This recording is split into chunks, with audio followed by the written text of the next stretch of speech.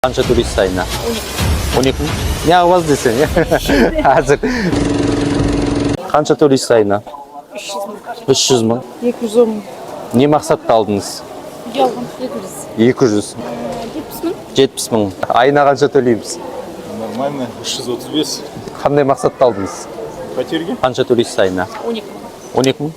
Не қылбас десең, Әзір. Айына қанша төлейсіз? 250 мың. Айына әрқалай қызым төлеп бар.